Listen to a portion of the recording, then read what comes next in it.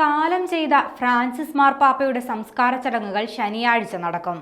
റോമിലെ saint Mary major ബസിലിക്കയിലാണ് സംസ്കാരം നടക്കുക. വത്തിക്കാനിൽ ചേർന്ന കർദിനാൾമാരുടെ നിർണായക യോഗത്തിനു ശേഷമാണ് സംസ്കാര തീയതി അറിയിച്ചിരിക്കുന്നത്.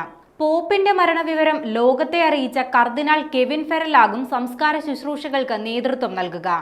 നാളെ സെന്റ് പീറ്റേഴ്സ് ബസിലിക്കയിൽ പൊതുദർശനം നടക്കും. അതേസമയം വത്തിക്കാനിൽ 9 ദിവസത്തേക്ക് ദുഃഖാചരണമാണ്.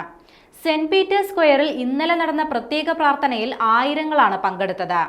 ആയിരക്കണക്കിന് വിശ്വാസികളാണ് ഇപ്പോഴും സെന്റ് പീറ്റേഴ്സ് ബസിലിക്കയിലേക്ക് എത്തിക്കൊണ്ടിരിക്കുന്നത്. ശനിയാഴ്ച ഇന്ത്യൻ സമയം ഉച്ചയ്ക്ക് 1:30-ക്കായിരിക്കും സംസ്കാര ചടങ്ങുകൾ നടക്കുക.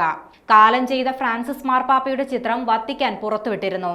തുറന്ന ചുവന്ന കൊഫീനിൽ കിടത്തിയിരിക്കുന്ന മാർപ്പാപ്പയുടെ ഭൗതിക ശരീരത്തിൽ ചുവന്ന മേലങ്കിയും തലയിൽ പാപ്പൽ മീറ്റർ കിരീടവും കയ്യിൽ ജപമാലയും കാണാം. അദ്ദേഹത്തിന്റെ വസതിയായ സാന്റാ മാർത്ത ചാപ്പലിലാണ് ഭൗതിക ശരീരം ഇപ്പോഴുള്ളത്. അതേസമയം വത്തിക്കാൻ ഫ്രാൻസിസ് മാർപ്പാപ്പയുടെ മരണപത്രം പുറത്തുവിട്ടിരുന്നു.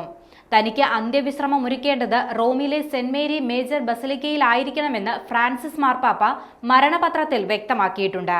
റോമിലെ മേരി മേജർ ബസിലിക്കയിലെ പൗളിൻ ചാപ്പലിനും ഫോർസ ചാപ്പലിനും നടുവിലായിരിക്കണം ശവകുടീരം ഒരുക്കേണ്ടതെന്നും ശവകുടീരത്തിൽ സവിശേഷമായ അലങ്കാരങ്ങളൊന്നും പാടില്ലെന്നും അദ്ദേഹം വ്യക്തമാക്കിയിട്ടുണ്ട്.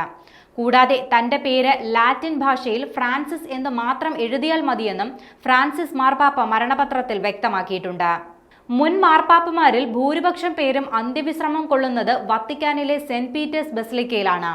ഇതിൽ നിന്ന് വ്യത്യസ്തമായാണ് തനിക്ക് അന്ത്യവിശ്രമം റോമിലെ സെന്റ് മേരി മേജർ ബസിലിക്കയിൽ ആയിരിക്കണമെന്ന് ഫ്രാൻസിസ് മാർപ്പാപ്പ വ്യക്തമാക്കിയത്.